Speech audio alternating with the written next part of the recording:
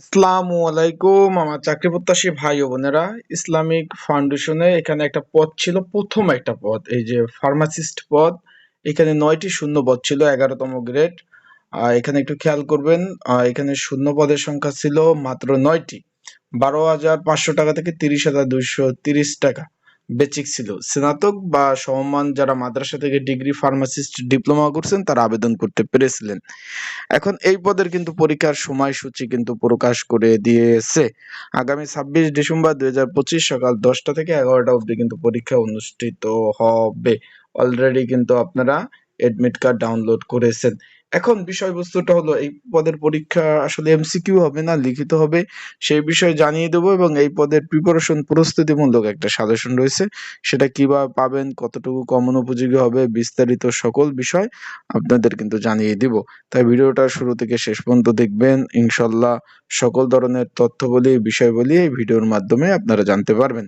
তার আগে বলে দেই, আপনারা যারা আমার ইউটিউব চ্যানেলে নতুন তারা অবশ্যই আমার ইউটিউব চ্যানেলটা সাবস্ক্রাইব করে রাখবেন। ফেসবুক পেজ থেকে ভিডিও দেখলে অবশ্যই ফলো করবেন, লাইক কমেন্ট শেয়ার করে অন্যকে দেখার সুযোগ করে দেবেন।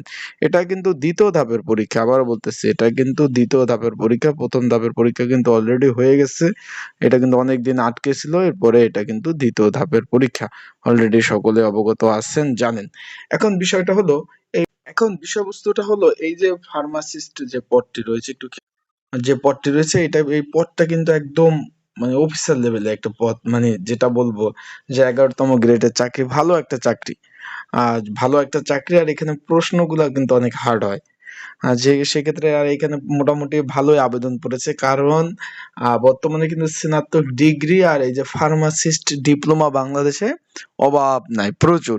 তাই অ্যাপ্লাই প্রচুর পড়েছে। আপনাদের কিন্তু আবেদন যারা করছেন ভালোভাবে পড়তে হবে, কারণ পরীক্ষাগুলা কিন্তু সবগুলা কিন্তু ঢাকাতে পড়েছে। বিষয়টা বুঝতে পারছেন? তাই ঢাকাতে যাবেন আসবেন, একটা খরচ আছে, আপ ডাউন একটা খরচ আছে। আবারও বলতেছি, ঢাকা আসবেন যাবেন আপ ডাউন একটা খরচ আছে। সেক্ষেত্রে আপনারা প্রিপারেশন যদি ভালো না নেন, আবারও বলতেছি, যদি প্রিপারেশন আপনি ভালো না নেন তাহলে কিন্তু পাশ করতে পারবেন না। তো আপনাদের এখানে বলে দেই, এখানে পরীক্ষাটা হবে লিখিত আকারে পরীক্ষা। লিখিত পরীক্ষার প্রিপারেশন প্রস্তুতিমূলক একটা সাজেশন রয়েছে।